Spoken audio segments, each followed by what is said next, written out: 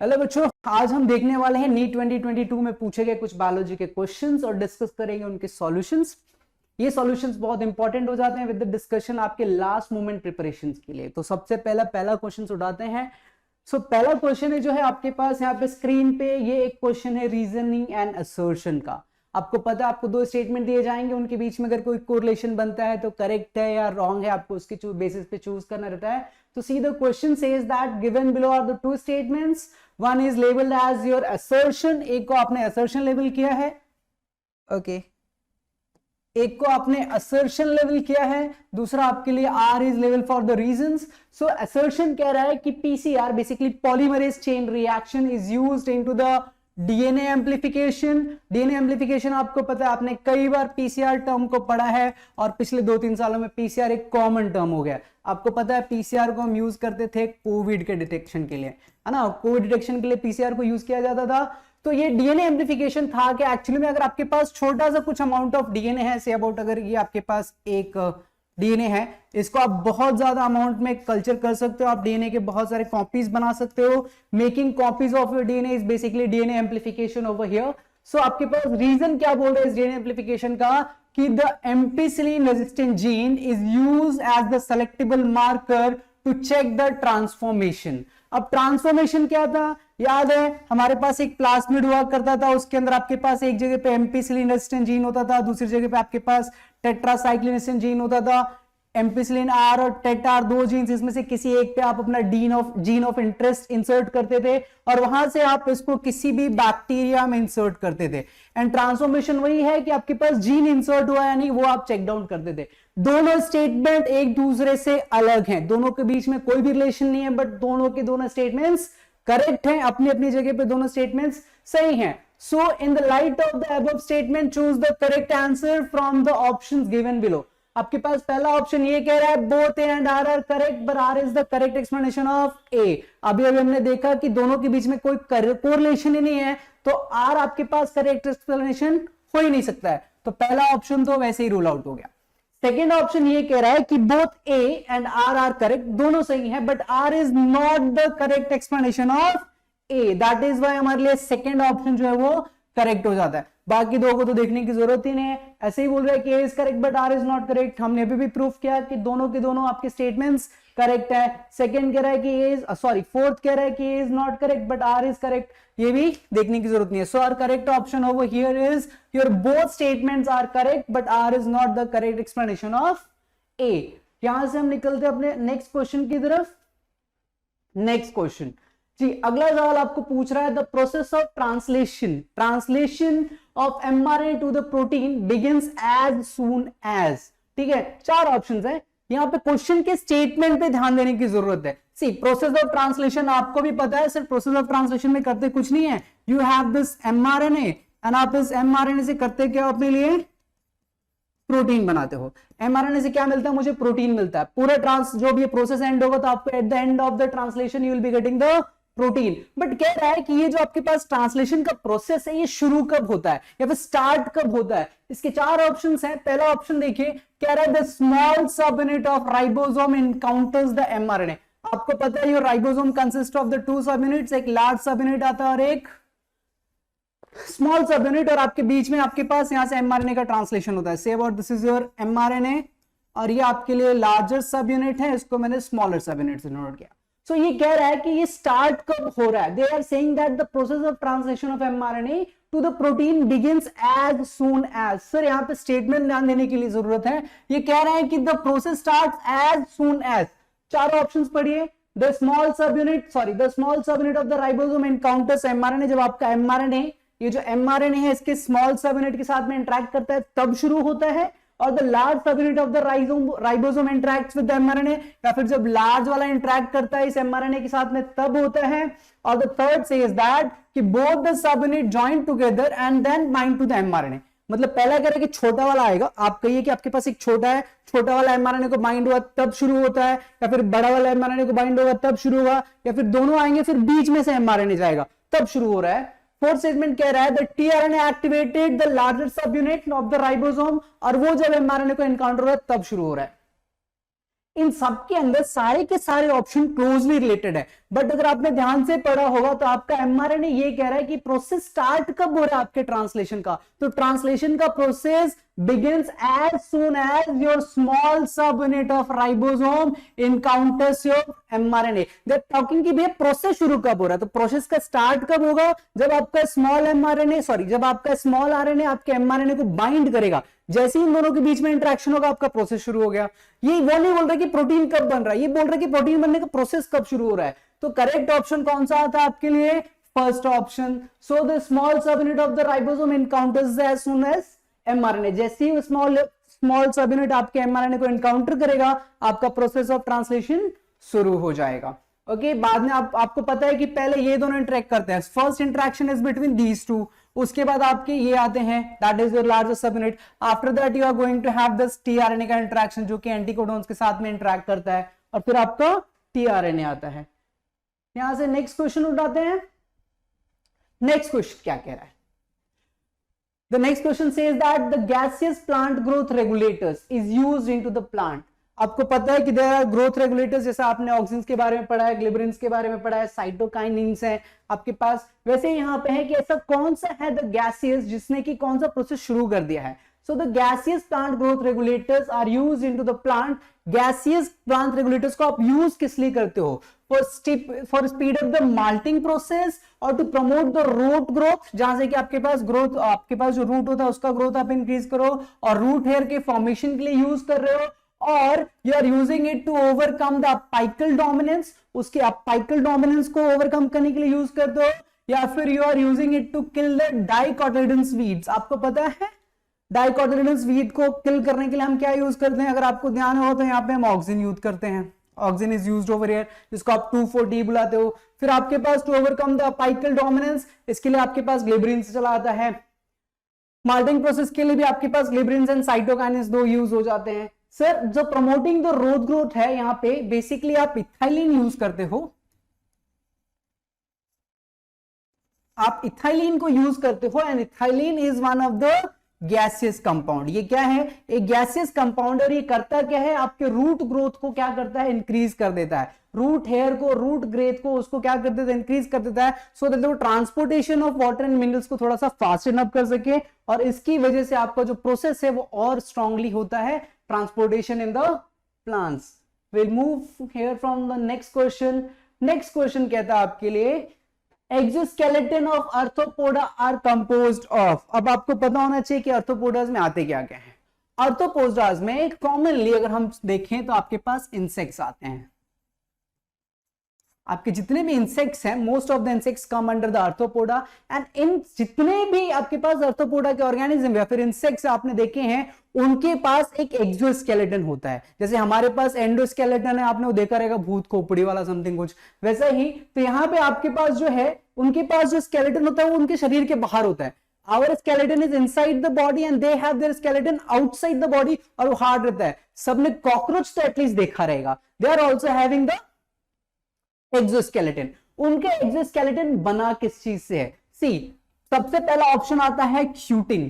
Cutin जो होता है ध्यान रखिएगा ये एक वैक्सी कंपाउंड है, ये क्या है, एक वैक्सी कंपाउंड है, और ये आपको मिलता है प्लांट्स में। ये आपको कहां मिलेगा, most of the time you will get it into the plants. वैसे ही दूसरा ऑप्शन है सेलुलोज। ये भी आपको पता है कि सर ये एक कार्ब है, एक कार्बोहाइड्रेट है, बेसिकली कॉम्प्लेक्स कार्बोहाइड्रेट है, फिर सिंपल भी कह लीजिए, बट ये एक कार्बोहाइड्रेट है, और ये जो कार्बोहाइड्रेट है ये भी कहां मिलता है आपको, प्लांट्स के अंदर मिलेगा। दो ऑप्शन तो आपको प्लांट से ही मिल गए।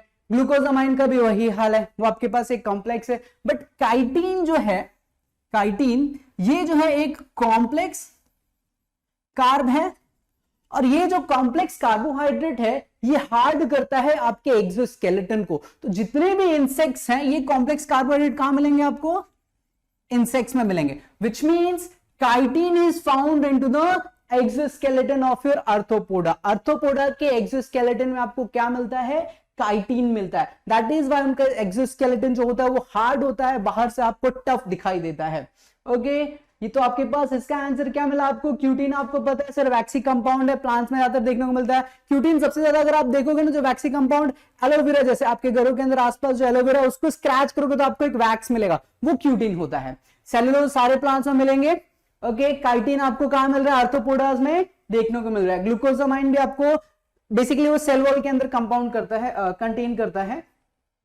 Okay, next question from your, बड़ा ही इंटरेस्टिंग क्वेश्चन है। Which one of the following statement is not true regarding gel electrophoresis technique? अगर आपको याद होगा ये जेल इलेक्ट्रोफोरेसिस टेक्निक हम यूज करते हैं डीएनए के सेपरेशंस में। आपको याद है इस तरीके से आपके पास एक जेल रहता है और ये जेल आपके पास किसका बना रहता है? अगार का बना रहता है।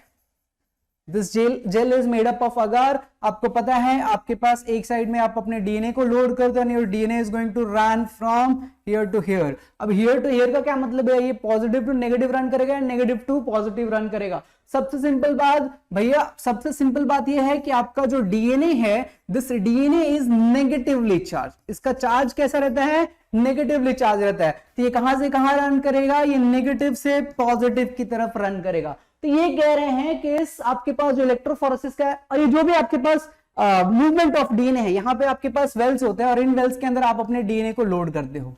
आप करते क्या? अपने डीएनए को लोड करते हो। तो आप जो इस डीएनए को लोड कर रहे हो, इसका मूवमेंट जो है आपके पास under the influence of electric current होता है, दैट इज आप इसको इलेक्ट्रोफोरेसिस बुलाते हो। तो क्वेश्चन कह रहा है कि इलेक्ट्रोफोरेसिस के रिगार्डिंग कौन सा स्टेटमेंट ट्रू नहीं है, इनकरेक्ट है। So the process of extractions of separated DNA strand from the gel is called elution।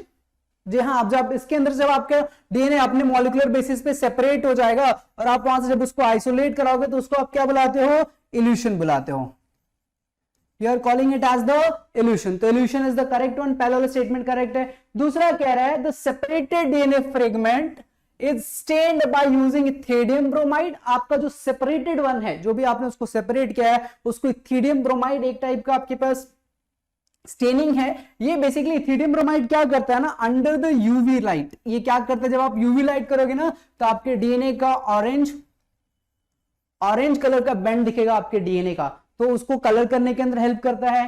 Third statement, the presence of chromogenic substance give blue colour DNA band on the gel. Sir आपके पास जो DNA है, basically DNA को तो DNA visible नहीं रहता। आपको पता है कि डीएनए जो है वो एक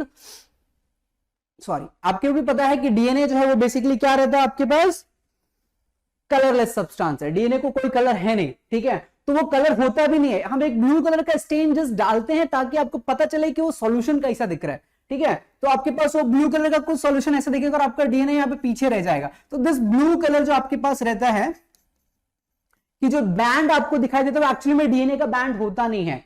okay, so this statement, this is also correct regarding this is also correct, but this statement is the false regarding electrophoresis. मतलब वो आपके डीएनए को कलर नहीं करता, डीएनए बैंड को कलर नहीं करता, वो बैंड आगे चल जाता है। जस्ट फॉर द रेफरेंस हम एक ब्लू कलर को यूज करते हैं। ध्यान रखिएगा, यहाँ पे आपके पास इथिडियम ब्रोमाइड जो है क्या करता है, उसको स्टेन करेगा, बट वो भी आपको नेकेड आई से नहीं दिखेगा। उसके लिए भी आपको क्या यूज करना पड़ेगा? You have to use the UV light, और under the UV light DNA कैसा दिखता है? ये आपको ऑरेंज कलर का दिखेगा under the presence of your UV light. So bright orange colour band of the DNA can be observed in the gel when exposed to the UV light, जिसके बारे में मैं अभी बात कर रहा था। तो तीन स्टेटमेंट्स करेक्ट है, but the third statement which says that the presence of chromogenic substance, जो भी आपके पास कलर करने वाला सब्सटेंस है, it gives blue color to the DNA। ये जो आपके पास ऑप्शन है, ये आपके लिए क्या हो जाता है? रॉन्ग हो जाता है। बाकी three things are correct regarding your gel electrophoresis. Will move on to the next question. Next question क्या कह रहा है, जरा ध्यान से देखिए। Which of the following is not a method of ex-situ conservation? कह रहा है कि इसमें से इन चारों ऑप्शंस में से कौन सा वो ऑप्शन है जो कि आपके लिए ex-situ conservation का ऑप्शन नहीं है। सो ex-situ conservation आपको पता है कि हम क्या करते हैं, यहाँ पे ऑफ साइट कंजर्वेशन करते हैं। ऑफ साइट मतलब आप एक जगह से निकाल करके दूसरी जगह, किसी जैसे कि पार्क हो गया, जू हो गया, या आपके पास ऐसी चीजें जहां पे आप क्या करते हो? कंजर्वेशन करते हो। आपके पास एक और कंजर्वेशन है जिसको आप बुलाते हो in situ conservation. In situ conservation में यू नो दैट कि सर हम यहाँ पे क्या करने वाले हैं? इनसाइट करने वाले हैं, या फिर आप कह लीजिए कि इनसाइट कह लीजिए, या फिर ऑन साइट कंजर्वेशन कह लीजिए। यहाँ पे हम करते हैं उसी जगह पे आप उसको कंजर्व करते हो। तो इसके अंदर क्या रहा है कि इसमें से कौन सा ऑप्शन है जो कि आपके लिए ex situ का एग्जांपल नहीं है। और इन विट्रो फर्टिलाइजेशन के अंदर आपको पता है कि इन विट्रो फर्टिलाइजेशन हम क्या करते हैं, आपके पास दो सेल्स या फिर आपके पास दो ओवा या फिर स्पर्म निकाला, उसको क्या करते हैं? टेस्ट ट्यूब या कहीं पे आप क्या करते हो? उसको फर्टिलाइजेशन करा के लेते हो। तो ये वाला जो ऑप्शन है, ये आपके लिए किसका ऑप्शन है? X-situ का हो गया, क्योंकि आप सेल्स को बाहर लेकर के कर रहे हो। दूसरा आपके पास माइक्रो प्रोपगेशन है, माइक्रो प्रोपगेशन पता है आपको, प्लांट सेल्स को बाहर लेकर के, अगेन ये भी क्या हो गया, this also goes off site, ये भी क्या होता है, ऑफ साइट होता है। माइक्रो प्रोपगेशन भी कहां जाएगा हमारे लिए, ऑफ साइट जाएगा।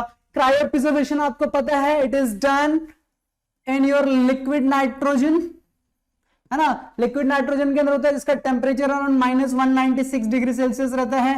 इतना ज्यादा, इतना लो टेम्परेचर पे क्रायो प्रिजर्वेशन, ये भी आपके लिए क्या हो गया, ऑफ साइट का एग्जांपल है। एंड आप सब लोगों ने नेशनल पार्क्स विजिट किए होंगे, जैसे आपके पास जिम कॉर्बेट नेशनल पार्क एक अच्छा सा एग्जांपल। तो एक बड़े से एरिया को हम क्या करते हैं, कंजर्व कर देते हैं, एंड वहीं पे वहां के जितने भी एनिमल्स हैं, फ्लोरा फना जो भी है, वहीं के वहीं कंजर्व रह जाते हैं। तो option number 2, national park is not an method of your एक्स-सिटू conservation. तो ये जो नेशनल पार्क है ये आपके पास ऑन साइट होता है, तो इसके लिए आपके पास एक किसका एग्जाम्पल बन जाता है, ये बन जाता है मेरे लिए इन सीटू का एग्जाम्पल। बाकी तीन ऑप्शंस आपके पास इन विट्रो हो गए, आपके पास माइक्रो प्रोपगेशन या फिर क्रायोप्रिजर्वेशन, ये सारे के सारे एक्स सिटू है, क्योंकि आप इसको दूसरे साइड से निकाल करके कहीं और कंजर्व करते हो। दैट इज वाई तीन ऑप्शंस आपके लिए एक्स सिटू के हैं। और which one of is not an example of your ex situ, that is your national park. National park जो है आपके लिए ऑन साइट होता है, that is why this is not an example of your ex situ conservation. अगले question की तरफ जाते हैं। ये बहुत ही अच्छा क्वेश्चन है।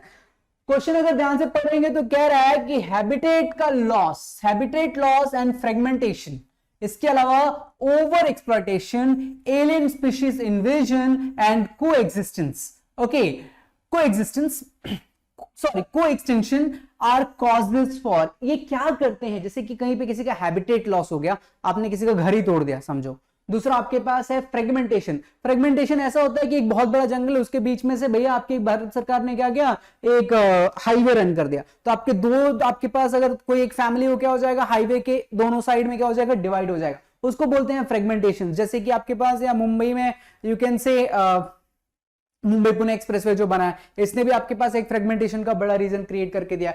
ओवर एक्सप्लॉयटेशन, ओवर एक्सप्लॉयटेशन हम क्या कर रहे हैं आजकल, जंगल्स को काटते जा रहे हैं और बिल्डिंग्स खड़े किए जा रहे हैं, that is what over exploitation. Alien species का इन्वेजन से अबाउट किसी एक पर्टिकुलर एरिया में बहुत सारे एक पर्टिकुलर टाइप के बर्ड्स हैं एंड वहां पे मैंने किसी एक और बर्ड को इंट्रोड्यूस कर दिया, that is something called as well alien species का इन्वेजन। और को एक्सटेंशन, दोनों के दोनों एक साथ एक्सटेंट होने लग गए हैं, तो ये करेगा क्या, ये आपके लिए पॉपुलेशन को एक्सप्लोशन करेगा, पॉपुलेशन को एक्सप्लोशन करेगा, दूसरा कंपटीशन इंक्रीज करेगा, या बायोडाइवर्सिटी आपके पास लॉस हो गया, फिर नेटैलिटी करेगा।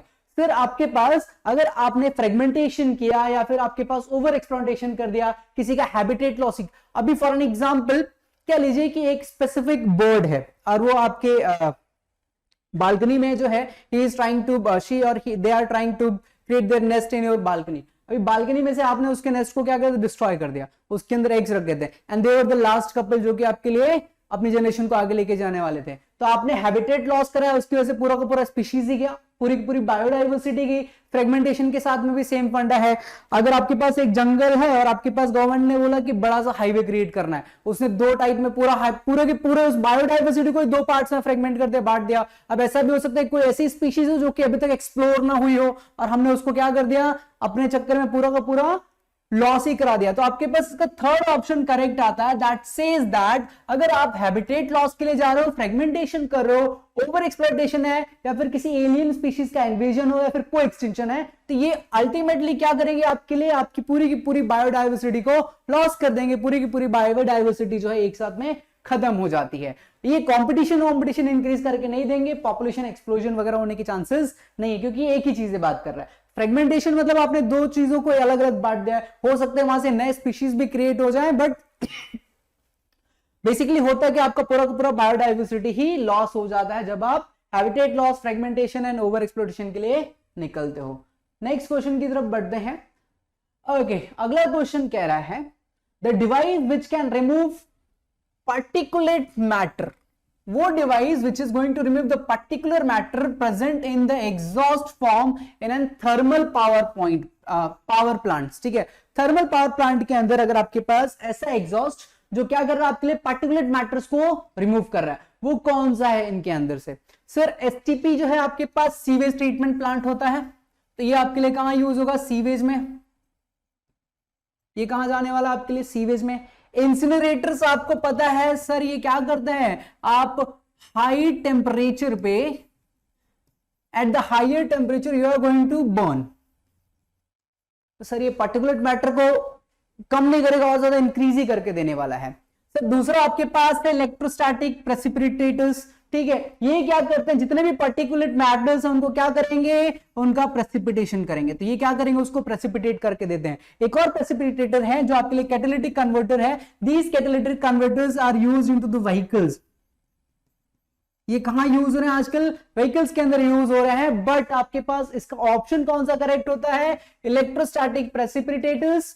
These electrostatic precipitators are been used into your thermal power point, sorry are been used in your thermal power point. जो कि आपके पास एग्जॉस्ट होते हैं बड़े बड़े, वो आपके पास जो भी पार्टिकुलेट मैटर्स हैं, ठीक है, उनको क्या करते हैं, प्रेसिपिटेट करके रख देते हैं। तो third option over here for this is correct, क्योंकि एसटीपी आपके लिए सीवेज ट्रीटमेंट प्लांट है, तो आपको पता है कि वो लिक्विड मैटर के साथ में डील करता है। इंसिनरेटर्स क्या करता है, आपको बर्न करके देता है, वो तो और ज्यादा क्रिएट करेगा, कम नहीं करेगा। इलेक्ट्रो और कैटालिटिक कन्वर्टर्स आपके पास पता है आजकल आपके बाइक्स और आपके पास BS6 की जो व्हीकल्स आ रही हैं, जिसको आपने सुना होगा कई सारे व्हीकल्स के अंदर लिखा है BS6 व्हीकल्स, है ना। तो जो BS6 व्हीकल्स आ रहे हैं इनके अंदर कैटालिटिक कन्वर्टर्स होते हैं, तो ये आपके पास एग्जॉस्ट में लगे होते हैं, ठीक है। बट ये भी प्रेसिपिटेशन का नहीं, दे आर आस्किंग अबाउट कि थर्मल, तो ये व्हीकल्स में यूज होते हैं। तो थर्मल पावर पॉइंट में कौन सा यूज होता है आपके लिए, इलेक्ट्रोस्टैटिक प्रेसिपिटेटर्स। अगले क्वेश्चन की तरफ बढ़ते हैं।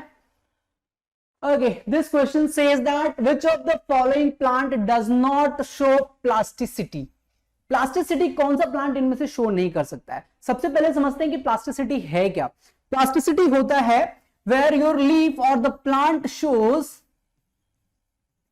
different morphologies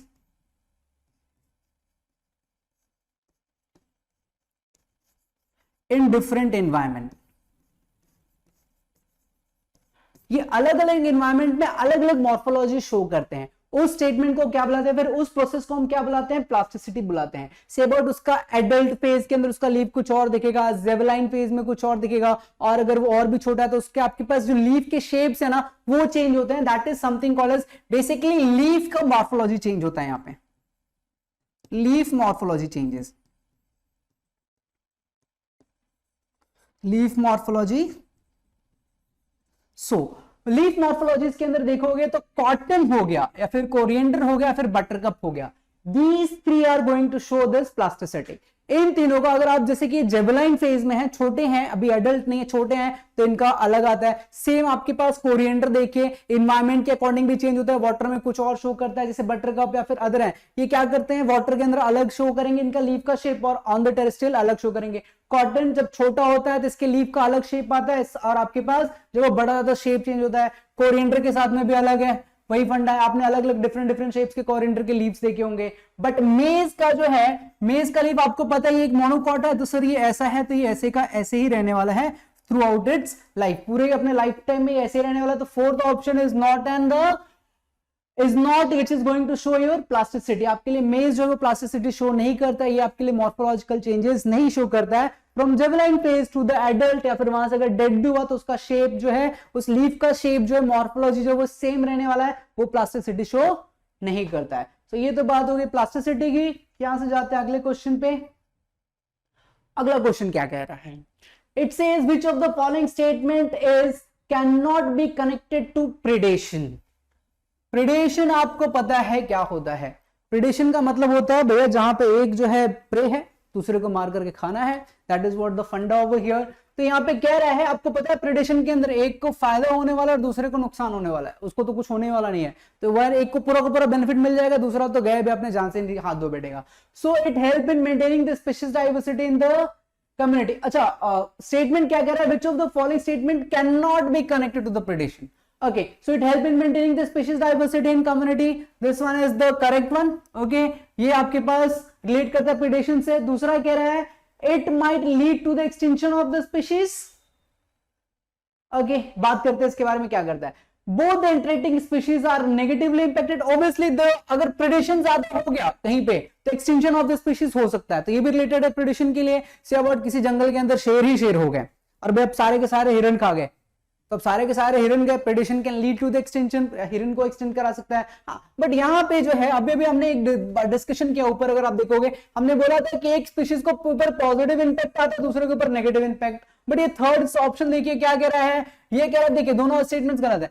तो दूसरा आपके पास जो तीसरा स्टेटमेंट है वो ये कह रहा है कि both the interacting species are negatively impacted. नहीं, जो प्रेडेशन करता है उसको पॉजिटिव आता है और जो नहीं करता वो क्या होता है, नेगेटिवली जाता है। ओके, तो आपके पास यहाँ पे दोनों माइनस नहीं होंगे, एक प्लस और एक माइनस होगा। जिसने प्रेडेशन किया उसको फायदा है और जो प्रे बना वो गया, उसको पूरा का पूरा लॉस हो जाता है। So third option is correct. Fourth आपके पास रिलेट करेगा प्रेडेशन को, it is the necessity by the nature to maintain the ecological balance. Obviously अगर शेरों ने शिकार करना छोड़ दिया तो जंगल में सिर्फ हिरन ही हो जाएंगे, है ना, तो उसको भी बैलेंस करना पड़ेगा, उसको भी मेंटेन करके रखना पड़ेगा।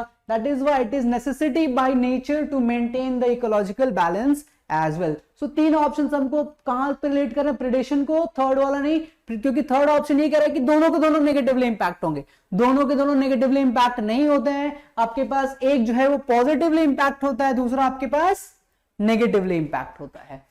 तो ये रही प्रेडेशन की बात। अगले क्वेश्चन के पास चलते हैं, क्या कह रहा है। ये तो क्वेश्चन आपको पता है कहां से है, ग्लाइकोलाइसिस से सिंपल सा क्वेश्चन है। ये कह रहा है the amount of energy released from glucose during lactic acid formation. अभी लैक्टिक एसिड फर्मेंटेशन, जब आप लैक्टिक एसिड का फर्मेंटेशन करते हो तो कितना अमाउंट ऑफ एनर्जी आपको मिलेगा। ये स्टेटमेंट आपके एनसीईआरटी की बुक में भी लिखा है। याद रखिएगा, एक बहुत ही बड़ी बात बताता हूं, अगर आपको नीट के अंदर से about more than 320 plus score करना है, more than 320 if you have to score, तो आपको पढ़ना क्या पड़ेगा, कुछ नहीं करना, आपको एनसीईआरटी आना चाहिए। If you are covering the NCERT you will be able to get more than 320 plus without fail. So ये स्टेटमेंट जो है स्ट्रेट फॉरवर्ड फ्रॉम द आपके पास एनसीईआरटी से लिया गया, ग्लाइकोलाइसिस के बाद आता है ये। The amount of energy is released from the glucose during lactic acid fermentation. वहां एक पैराग्राफ में लिखा भी है, they are talking about less than 7%। कितना है ये, स्ट्रेट फॉरवर्ड फैक्चुअल क्वेश्चन है आपके पास कि लेस देन 7% आपको एनर्जी मिलता है। आपको पता है इनकम्प्लीट ऑक्सीडेशन होता है, आपको पता है in the lack of lactic acid का फॉर्मेशन हमारी बॉडी में भी कब होता है, जब ऑक्सीजन का लैक हो जाता है। लाइक ड्यूरिंग कभी हम कोई हेवी एक्सरसाइजेस करते हैं, है ना, तो अचानक से आपको क्रैम्प पकड़ता है। वो क्रैम्प किसकी वजह से आता है, due to the formation of this lactic acid. Okay, तो वहां पे थोड़ी सी एनर्जी जनरेट होती है, पूरा का पूरा एनर्जी आपको मिलता नहीं है। सो लेस देन 7% ध्यान रखिएगा, एनसीईआरटी का ये एक स्टेटमेंट भी है। अगले क्वेश्चन के ऊपर बढ़ते हैं। Okay, they have given two statements for us. इन दोनों के ऊपर हमको चूज करना है कौन सा स्टेटमेंट सही है, कौन सा गलत है, करेक्ट है या नहीं है। चलिए क्वेश्चन पढ़ते हैं। स्टेटमेंट 1 कह रहा है मेंडल स्टडीड 7 पेयर्स। मेंडल पता है ना, that is father of your genetics. Okay, so George Mendel, Mendel studied 7 pairs of contrasting trade into the P plant. भैया इनका पी के साथ में दोस्ती कुछ ज्यादा ही थी। So pea plant and propose the law of inheritance. इन्होंने इसी पी प्लांट के ऊपर ही पढ़ा था, जिसको आप पाइसम सटाइवम के नाम से भी जानते हो। सो स्टेटमेंट सेकंड क्या कह रहा है, अच्छा स्टेटमेंट सेकंड बात कर रहा है वो 7 कैरेक्टर्स के बारे में। सी 7 characters examined bye Mendel in his experiment on the P plant were seed का शेप और कलर। सीड कौन से कलर का आपको पता ना, राउंड एंड रिंकल, फिर आपके पास येलो एंड ग्रीन, उसके बारे में बात किया था। फ्लावर का कलर, फिर 2 colours of the flower, purple and white. Pod का शेप कांस्टेंट है या फिर फ्लैटेंड है, कैसा है। ओके, पॉड का colour as well green and yellow, दो आपके पास था, पॉड का शेप एंड कलर। फ्लावर का position, okay that is terminal and axial. ये टर्मिनल एक्सियल बड़ा कंफ्यूज करता है। टर्मिनल का ध्यान रखिएगा आप, टर्मिनस से अगर फ्लावर इधर हो गया तो ये टर्मिनल हो गया, यहां से प्लांट का हाइट जो है वो इंक्रीज नहीं करेगा। अब बट अगर इधर फ्लावरिंग हो रहा है तो प्लांट का हाइट जो है इंक्रीज करेगा, तो ये टर्मिनल है। टर्मिनल का मतलब एंडी समझिए और इसको समझिए एक्सियल। ये क्या मेरे लिए एक्सियल है। तो आपके पास यही 7 कैरेक्टरिस्टिक्स जो है मेंडल ने पढ़े थे। सो आपके पास statement 1 and 2 both are correct. So the both statement 1 and 2 are correct and option 1 is correct over here. Okay, so statement 1 and statement 2 दोनों करेक्ट है। मेंडल ने लॉ ऑफ इनहेरिटेंस किसके ऊपर पढ़ के दिया था, पी प्लांट के ऊपर ही पढ़ के दिया था। And what are those 7 characteristics, वो 7 कैरेक्टरिस्टिक्स थे, सीड का शेप था आपके पास, फ्लावर का कलर था, पॉड का शेप था, पॉड का शेप एंड कलर था, आपके पास फ्लावर का पोजीशन, फिर आपके पास स्टेम का हाइट, ये आपके पास 7 कैरेक्टरिस्टिक्स थे। तो ये मेंडल की कहानी थी। अगले क्वेश्चन के बारे में देखते हैं। एक और क्वेश्चन सेम वैसा ही आपके पास स्टेटमेंट 1 एंड स्टेटमेंट 2 दिया हुआ है। अब इन दोनों स्टेटमेंट में से कौन सा स्टेटमेंट कैसा काम करता है, करेक्ट है इनकरेक्ट है, वो हमें चूज करना है। सो पहला स्टेटमेंट देखिए कह रहा है कि decomposition is the process in which your deteriorate is degraded into the simplest substances by the microbes। आप सबको पता है माइक्रो ऑर्गेनिजम्स क्या करते हैं भैया, डिकम्पोजिशन करके देते हैं। ओके तो डिटेराइट्स को क्या करेंगे आपने, जो कि आप डिटोरिएटिंग हो रहा है, जो कि ऑब्वियसली डिकम्पोज हो रहा है, तो डिकम्पोजिशन जो है वो करके कौन कर रहा है, डिकम्पोजिशन योर माइक्रोब्स। ठीक है, सेकंड स्टेटमेंट देखिए कह रहा है decomposition is faster in detritus that are rich in lignin and chitin. Chitin अभी आपको याद है पहला एक क्वेश्चन हमने पढ़ा था सर, ये काइटिन जो है ये एक कॉम्प्लेक्स कार्बोहाइड्रेट है। अब कॉम्प्लेक्स को तोड़ना तो बहुत मुश्किल हो जाएगा, decomposition will be slower. Again पहले चीज हो गया, वो कह रहा है कि फास्टर हो जाता है डिटेराइट्स के अंदर अगर आप लिग्निन और आपके पास काइटिन के अंदर डालोगे। काइटिन से अबाउट किसी भी ऑर्गेनिज्म या फिर किसी भी ऑर्गेनिज्म प्रेजेंट है तो उसका एक्सोस्केलेटन को डिग्रेड करना मुश्किल हो जाएगा। ओके दूसरा कह रहा है लिग्निन। लिग्निन जो होता है ध्यान रखिएगा, ये एक टाइप का सीमेंटिंग मटेरियल होता है। लिग्निन क्या है, एक टाइप का सीमेंटिंग मटेरियल है। ये लिग्निन सीमेंटिंग मटेरियल मिलेगा किधर, लिग्निन सीमेंटिंग मटेरियल मिलता है आपको प्लांट्स में।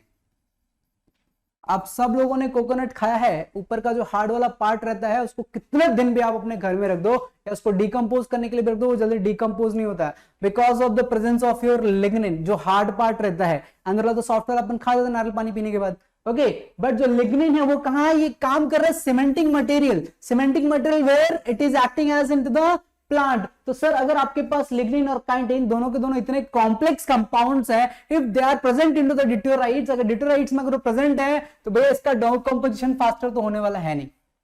तो स्टेटमेंट 1 करेक्ट है, आपके पास जो डिटेराइट्स है उसको माइक्रो ऑर्गेनिजम्स जो है वो क्या करेंगे, डिकम्पोज कर लेंगे। बट अगर डिटेराइट्स में अगर आपने लिग्निन और काइटिन को हाई कर दिया, अगर प्रेजेंट भी है तो फास्टर नहीं होगा, बहुत स्लो हो जाएगा। years and years will take for the decomposition of this chitin and lignin। so पहला स्टेटमेंट देखते हैं, both statement 1 statement 2 are correct, दोनों करेक्ट नहीं है।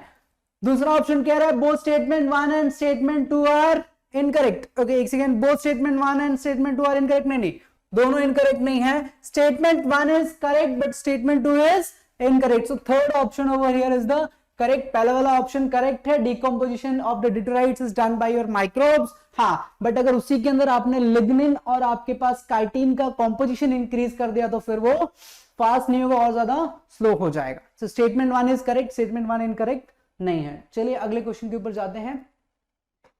नेक्स्ट क्वेश्चन, ओके ये क्वेश्चन कहां से पूछा गया है, read the following statement and choose the correct set of statements. आपके पास अराउंड 5 स्टेटमेंट्स हैं, इन 5 स्टेटमेंट में से कुछ करेक्ट ऑप्शंस जो है आपको चूज करने हैं। पहला स्टेटमेंट कह रहा है यूक्रोमैटिन इज, ओके क्या कह रहा है, euchromatin is loosely packed chromatin. Euchromatin जो है वो आपके पास लूजली पैक्ड क्रोमैटिन है। ये यूक्रोमैटिन और हेटेरोक्रोमैटिन का फंडा आता है आपके क्रोमोसोम में। अगर आपने इस क्रोमोसोम को देखा है, ओके तो जब आप क्रोमोसोम को स्टेन करते हो तो आपके पास एक डार्क बैंड आता है और एक लाइट बैंड आता है। ओके आपके पास दो चीजें मिलेंगी, आपको एक डार्क बैंड मिलेगा, तो ये जो डार्क है ये आपके लिए हेटेरोक्रोमैटिन है, और आपके जो लाइट है ये आपके लिए यूक्रोमैटिन।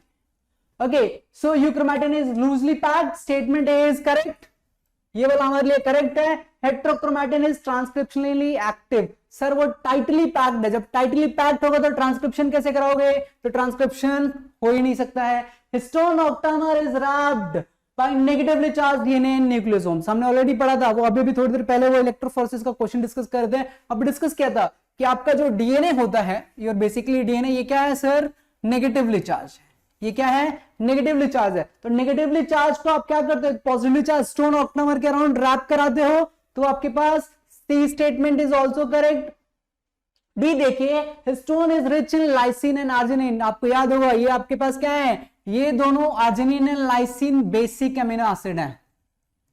ये क्या है, बेसिक अमीनो एसिड्स हैं, और इन्हीं की वजह से आपका जो हिस्टोन है वो पॉजिटिवली चार्ज हो जाता है, और दैट इज आपका डीएनए हिस्टोन के अराउंड क्या हो जाता है, रैप हो जाता है। ओके, तो the stone octamer is wrapped by the negatively, आपके पास सी ऑप्शन करेक्ट था, इवन आपका डी ऑप्शन भी करेक्ट है। ये देखते हैं, okay, a typical nucleosome contains 400 base pair of DNA helix. कह रहा है कि 400 बेस पेयर कंटेन करता है, नहीं, आपके एनसीईआरटी भी इसके बारे में बात करती है, ये 400 नहीं, in spite of that it is containing 200 base pair.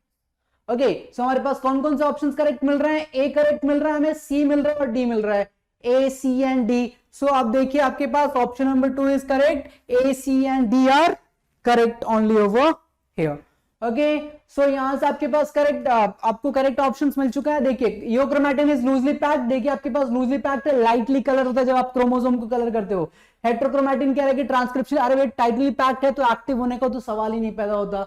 She says that histone octamer is wrapped around DNA negatively charge DNA, obviously your DNA is negatively charge. और स्टोन के पास जो आपके पास अमीनो एसिड्स हैं जो कि आपके पास हायर अमाउंट में मिलते हैं, वो कौन है आपके पास? आर्जिनिन एंड लाइसिन, जो कि पॉजिटिवली चार्ज रहते हैं, बेसिक अमीनो एसिड्स हैं। आपके पास ई ऑप्शन जो आपके पास वो रॉन्ग है, वो कह रहा है कि 400 इन spite of 400 by base pairs कितने होते हैं वहां पे? 200 बेस पेयर्स ही रहते हैं। यहां से बढ़ते हैं हम अगले सवाल की तरफ अपने। ओके, नेक्स्ट क्वेश्चन क्या कह रहा है? अगला क्वेश्चन कह रहा है कि which of the following plant shows vexillary aestivation. ये आपके पास morphology morphology of flowering plant का क्वेश्चन खड़ा हुआ है यहाँ पे। It says that which of the following plant shows vexillary aestivation in diadelphous stamen. Vexillary aestivation आपको याद होगा, जिसके पास आपके पास 5 पेटल्स होते हैं, एक ऐसा बड़ा रहता है, फिर इसके अंदर एक ऐसा छोटे 2 रहते हैं, और फिर ये लास्ट वाला जो रहता है जिसको आप कील के नाम से जानते हैं। This is your vexillary aestivation. Diadelphous के अंदर आपको पता होगा कि एक आपके पास ऐसा वाला स्टेमन आता है और फिर एक ऐसा वाला है ना? तो this is something called as your diadelphous stamen. Okay, तो ये आपके पास वेक्सिलरी है और ये आपके पास डाइएडेलिफस स्टेमन है। अब इसमें से किसके पास मिलता है? ठीक है, आपके पास कॉल्चिसिम जो है, ओके, कॉल्चिसिम एटमेन एंड आपके पास दिस वन, ये दोनों जो है आपके पास लिलिएसी से बिलोंग करते हैं। कहां से बिलोंग करते हैं? लिलिएसी से। उनके पास तो डाइएडेलिफस और वेक्सिलरी वाला है नहीं, वो तो पेरियांथ फ्लावर के अंदर चले आते हैं। दूसरा आपके पास Solanum is coming from your Solanaceae, but a Pisum sativum जो है, ये दोनों कैरेक्टरिस्टिक्स आपको फेबेसिए में देखने को मिलेंगे। फेबेसिए फैमिली के अंदर ये दोनों कैरेक्टरिस्टिक देखने को मिलेंगे, और पाइजम सटाइवम जो है आपके लिए फेबेसिए फैमिली से बिलोंग करता है। So the correct option over here is your Pisum sativum, क्योंकि बाकी option number first that is your Colchicum autumnale and आपके पास एलियम कैप्सा, ये दोनों के दोनों जो है कहां से बिलोंग कर रहे हैं? लिलिएसी से बिलोंग करते हैं। ओके, बट सोलेनम नेग्रम जो है कहां से बिलोंग कर रहा है आपके लिए? सोलिनेसी से बिलोंग कर रहा है। सो आपके पास फेबिएसी की कैरेक्टरिस्टिक्स है, आपके पास वेक्सिलरी एस्टिवेशन एंड आपके पास डाइएडेलिफस किसका है? फेबिएसी फैमिली का है। So this is belonging to your Pisum sativum. Next question की तरफ चलेंगे हम यहां से। ओके, ये अगेन आपके पास आता है anatomy of flowering plant. Morphology के बाद अगला क्वेश्चन जो इन्होंने उठाया था वो उठाया था एनाटॉमी से। It says that in older trees, ठीक है, जब आप ट्रीज बार्क वगैरह के बारे में सबसे लास्ट में चैप्टर के पढ़ोगे वहां पे आपको मिलेगा इसके बारे में। In older trees the greater part of the secondary xylem, जो सेकेंडरी जाइलम का जो आपके पास ग्रेटर पार्ट है इज डार्क ब्राउन। हमको पता, आपने पढ़ा आपके पास जब आप ऐसे बनाते हो ना, तो आपके पास यहां बीच में जो आपके पास जाइलम है, ये जाइलम जो है ना ये डार्क रहता है। ओके, अभी डार्कर के भी शेड्स आते हैं, आपके पास अलग अलग शेड्स मिलेंगे उस डार्कनेस के पास, बट जो सेंट्रल रीजन रहता है वो आपके पास मोस्टली डार्क देखने को मिलता है। अब वो डार्क कलर किसकी वजह से होता है? एंड आपके पास डार्क ब्राउन है and it is resistant to the insect attacks, ठीक है, दैट इज व्हाई वो थोड़ा स्ट्रॉन्ग बनाते हैं आपके वुड वगैरह को। सो ये क्या करें, सबसे बड़ी चीज, एक तो ये डार्क ब्राउन है, दूसरा it is resistant to the insect attack due to, किसकी वजह से? पहला ऑप्शन देखिए, ए कह रहा है secretion of secondary metabolites and their deposition into the lumen of vessel. ये स्टेटमेंट आपके एनसीईआरटी में दिया है, ठीक है, कि आप जो वहां पे आपके पास जो जाइलम है वो आपके पास जो मैच्योर हो जाता है वो क्या करता है, सेकेंडरी मेटाबोलाइट्स जनरेट करने लग जाता है एंड इसकी वजह से वो उसके ल्यूमेन्स के अंदर डिपॉजिट हो जाते हैं। तो ऑप्शन नहीं जो है वो करेक्ट है। सेकेंड ऑप्शन देखिए यहां पे क्या कह रहा है, option number 2। Option number 2 says that deposition of organic compound, जो आपके पास डिपोजिशन है ऑर्गेनिक कंपाउंड्स का, लाइक टेनिन्स एंड रेजिन्स, ठीक है, tannins and resin into the central, आपको पता है ये उसको क्या करता है, टेनिन्स एंड रेजिन्स को और ज्यादा डार्क कर देता है। टेनिन एंड रेजिन क्या करता है, उसको और ज्यादा डार्क कर देता है। तो ऑप्शन नंबर बी भी करेक्ट है। सी कह रहा है deposition of suberin and aromatic substances in the outer layer of the stem. C suberin get deposit into outer layer but aromatic substances deposit नहीं होती है। सबरिन का डिपोजिशन आपको देखने को मिलेगा बट एरोमेटिक कंपाउंड्स डिपॉजिट नहीं होंगे वहां पे।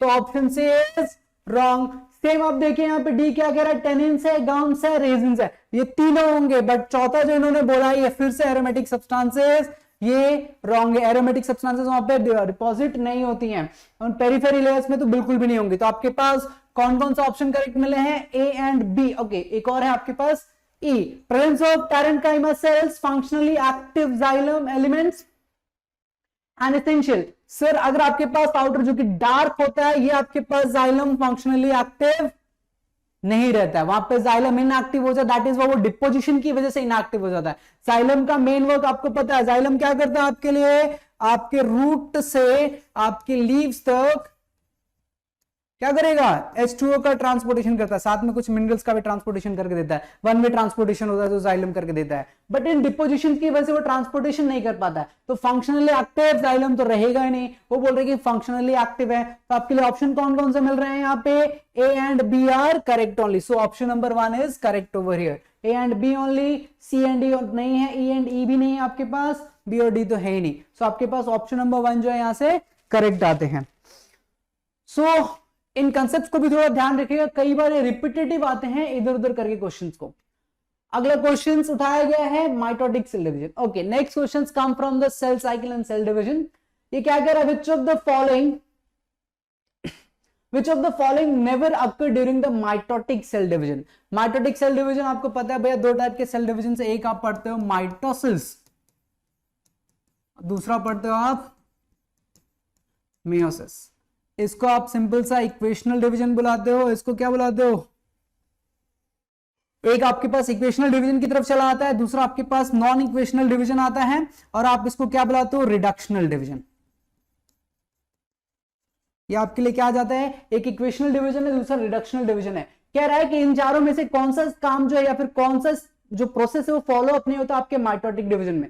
पहला आपके पास spindle fibre attachment to the kinetochore of the chromosome, ये खैर दोनों में होगा, माइटोसिस मियोसिस दोनों में होता है, बट माइटोसिस पूछ रहा है तो विल से आपको पता है आपके पास ये कहां होने वाला है, मेटाफेज के अंदर आपके क्रोमोसोम्स कहां होते हैं, प्लेट के ऊपर होते हैं, इक्वेटोरियल प्लेट पे, और यहाँ काइनेटोकोर के साथ में अटैचमेंट होता है, तो ये तो करेक्ट है। दूसरा movement of centriole towards the opposite pole, आपको पता है इनका कनेक्शन जो आपके पास स्पिंडल फाइबर्स है, स्पिंडल फाइबर्स का कनेक्शन किधर होता है, सेंट्रियोल, और ये दोनों मूव करता है, तो ये भी करेक्ट है। तीसरा कह रहा है pairing of homologous chromosome. So this is the thing which do not occur during mitosis. Mitosis के अंदर क्रॉसिंग ओवर का कोई फंडा है नहीं, इक्वेशनली डिवाइड हो जाते हैं दो सेल्स, आपके पास एक सेल है, ये डिवाइड होकर के आपको क्या करेगा, दो सेल दे देगा। Okay, so pairing of homologous chromosome is not going to take place into the mitosis. हाँ, ये मियोसिस के अंदर होता है। फिर coiling and condensation of chromatids, ये भी होता है, ये कहां होगा आपके लिए, प्रोफेज में होता है। ये कहां होता है हमारे लिए, प्रोफेज में होता है। सो आपका थर्ड ऑप्शन जो है पेयरिंग ऑफ होमोलोगस क्रोमोसोम, ये आपको वहां पे देखने के लिए नहीं मिलेगा। ओके, वो माइटोसिस में नहीं होता, वो मियोसिस में होता है। नेक्स्ट क्वेश्चन की तरफ चलते हैं। ओके, नेक्स्ट क्वेश्चन बहुत इजी है, देखिए क्या कह रहा है। अगेन आपके पास प्लांट ग्रोथ हार्मोन से क्वेश्चंस हैं। ये कह रहा है कि production of cucumber has increase many fold in the recent years, मतलब कुकुम्बर का प्रोडक्शन आजकल बहुत ज्यादा बढ़ गया है, रिसेंट ईयर्स में भी बहुत ज्यादा बढ़ गया है cucumber which we use into the salad generally. Okay, ये कह रहा है कि इसका जो आपके पास इंक्रीज है, आपके पास जो यूज है या फिर जो इसका प्रोडक्शन है वो हमने इंक्रीज कर दिया है। Application of which of the phyto hormone, इसमें से कौन सा phyto hormone has resulted in the increase of the yield as the hormone known to produce the female flower in the plant. इसमें से ऐसा कौन सा जो कि फीमेल फ्लावर जो है वो प्रोड्यूस करता है। सर गिबरेलिन साइटोकाइनिन तो सेल डिवीजन के अंदर हेल्प करेंगे, एबी एब्सिसिक एसिड होता है, ये भी नहीं करेगा। Okay, so the third option over here that is ethylene, ये क्या करता है आपके लिए, फीमेल फ्लावर्स को इंक्रीज करता है। अब जितने ज्यादा फीमेल फ्लावर्स होंगे उतना ज्यादा आपके पास प्रोडक्शन इंक्रीज होगा, ठीक है। तो आपके पास इथाइलिन है जो कि आपके लिए फीमेल फ्लावर को भी इंक्रीज करता है, मतलब बेसिकली जो सेकेंडरी ग्रोथ के अंदर जो आते हैं वो आपके लिए इथाइलिन करता है। जैसे हमने रूट में ही पढ़ा, रूट का हाइट और वो हेयर ग्रोथ के अंदर सेकेंडरी ग्रोथ है, वैसे ये इथाइलिन जो है एक गैसियस है बट ये भी यहाँ पे यूज करता है। चलिए नेक्स्ट क्वेश्चन देखते हैं। Okay, so the following are the zygomorphic in nature.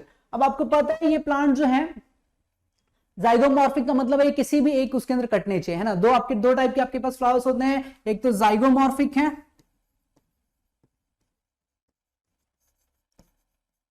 और एक आपके पास आता है एक्टिनोमॉर्फिक।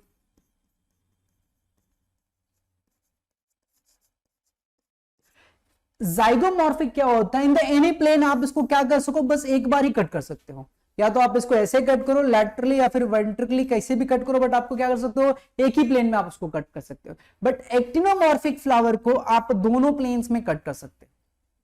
ओके, इसलिए आपके पास जाइगोमॉर्फिक का साइन भी आप ऐसा परसेंटेज वाला शो करते हो और एक्टिनोमॉर्फिक का साइन आपको पता है आप ऐसे शो करते हो। ओके, तो जाइगोमॉर्फिक फ्लावर्स को आप किसी भी एक तरीके से कट कर सकते हो। तो इसके अंदर अगर आप देखोगे गुलमोहर सबने देखा होगा, एक रेड कलर का फ्लावर आता है, एक ये हो गया, एक आपके पास कैसिया है, ये जो आपके पास फ्लावर है ये भी आपके पास कैसा होता है, जाइगोमॉर्फिक ओरिएंटेशन शो करता है। बाकी मस्टर्ड, धतुरा एंड चिली, ठीक है, ये जो है आपके पास, ये दोनों आपके पास क्या है, जाइगो है, जाइगोमॉर्फिक है इन नेचर। बाकी आपके पास मस्टर्ड हो गया, धतुरा हो गया एंड चिली, ये दोनों आपके पास एक्टिनो है, एक्टिनोमॉर्फिक। ओके, सो हमें कौन कौन से ऑप्शन मिले हैं, B and C only. So option 2 is correct over here, आपके पास option number 2 is correct. Okay, so यहां से आपके पास क्या मिला है, zygomorphic flowers are your gulmohar and cassia, whereas actinomorphic कौन सा है, मस्टर्ड, धतुरा एंड चिली। क्वेश्चन पूछ रहा है कि जाइगोमॉर्फिक फ्लावर कौन कौन से हैं, तो भैया gulmohar and cassia are your zygomorphic flowers.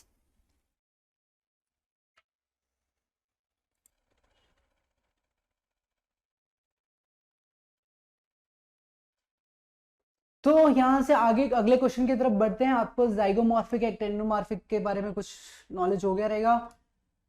Next question क्या कह रहा है, नेक्स्ट क्वेश्चन कह रहा है it says that identify the correct state of statements. अब ये 5 ऑप्शंस फिर से आपके पास, 5 ऑप्शंस में से कौन कौन से करेक्ट है वो हमें चूज करना है।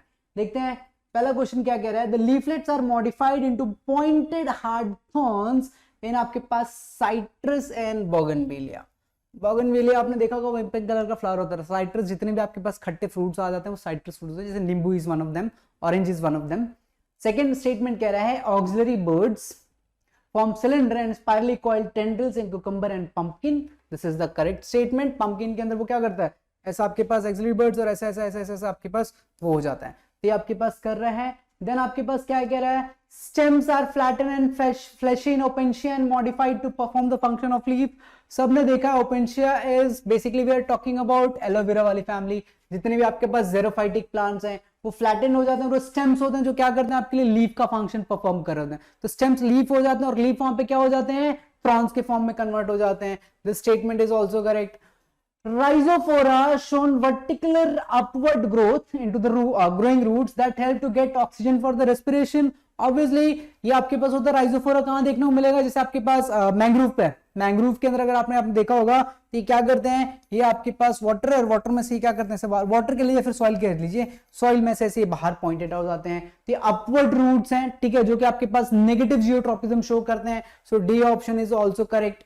सो बी सी डी करेक्ट है। अब देखिए ये ऑप्शन क्या कह रहे हैं, ये ऑप्शन क्या कह रहा है कि subaerial growing stems in grass and strawberries help in vegetative propagation. आपको पता है स्ट्रॉबेरीज कैसा होता है, ऐसा आपके पास स्टेम है, फिर वो आकर के जमीन में टच हुआ, फिर यहां से आपके लिए नया प्लांट। ये जो सब एरियली ग्रोइंग रहते हैं, ठीक है, अगर आप टच करोगे तो उसको क्या करता है, वो वेजिटेटिव प्रोपगेशन के अंदर भी यूज करता है। तो ये नीचे के 4 स्टेटमेंट, जैसे कि आपके पास सी ए के अंदर साइट्रस के अंदर तो डाउट है, बट आपके पास डाउट क्या है, आपके पास लीफलेट्स होते नहीं है, डाउट का तो फंडा ही नहीं है, बट आपके पास लीफलेट्स नहीं होते, वो बेसिकली में आपके पास एक्सिलरी बर्ड्स ही थ्रोन्स हो जाते हैं। ऐसा रहता है आपके पास साइड में से थ्रोन्स आपको बगन मिला है, फिर उसके अंदर देखने मिला, तो लीफलेट्स का मॉडिफिकेशन नहीं है। तो ऑप्शन नंबर ए जो आपके पास है वो रॉन्ग है। सो यहां से आपको कौन सा मिल रहा है, जरा ध्यान दीजिए, ए बी डी ई नहीं, आपके पास B C D and E is correct. So option number 3 is correct over here. ना यहां से हम अगले क्वेश्चन की तरफ जाते हैं। अगला क्वेश्चन को पता है कहां से पूछा गया है? It is asked from your biological classification. कह रहा है which of the following is incorrectly matched. अब एक्टोकार्पस को कह रहा है कि फिकोजेंथिन क्रिएट करता है। ऑब्वियसली ये आपके पास स्टोरेज आपके पास एक है, तो ये करेक्ट है। इनकरेक्टली मैच पूछा है तो first option is correct. Second कह रहा है यूलिट्रॉक्स क्या कर रहा है आपके लिए? मैनिटोल प्रोड्यूस कर रहा है। मैनिटोल आपको पता है एक रेड कलर का होता है, बट ये यूलिथ्रॉक्स नहीं करता है, क्योंकि यूलिथ्रिक्स इज कमिंग फ्रॉम योर फियोफेसिए, है ना। और मैनिटोल आपको देंगे रेड, सॉरी आपके पास जो आपके पास ब्राउन एल्गेज है, जो ब्राउन एल्गे है ये क्रिएट करेगा, बट यूलिथ्रिक्स क्या आपके लिए आपको पता है कि ये ग्रीन एल्गे है। तो ये आपके पास जो सेकेंड वाला ऑप्शन है ये आपके पास इनकरेक्टली मैच्ड है। बाकी आपके पास प्रोफेर आपके पास फ्लोरिडन स्टेज क्रिएट करेगा एंड वॉल्वेक्स के पास स्टार्च रहता ही है। तो सेकेंड ऑप्शन जो आपके पास जो यूलिथ्रॉक्स है ये मैनिटोल नहीं स्टोर करता है, क्योंकि ये आपके पास ब्लू ग्रीन एल्गे है। ओके, यहां से नेक्स्ट क्वेश्चन की तरफ बढ़ते हैं। अगला क्वेश्चन कह रहा है identify the incorrect statement related to the pollination. Pollination आपको भी पता है, एंथर से पोलन ग्रेन को उठा करके कहां रखना है? से अबाउट अगर आपके पास ये ओवरी है, यहां से आपके पास एंथर आता है, फिर इस एंथर से पोलन ग्रेन का ट्रांसपोर्टेशन जो आपके लिए पॉलिनेशन होता है। So pollination by water is quite rare in flowering points. क्या कह रहे हैं? ओके, इनकरेक्ट पूछ रहा है।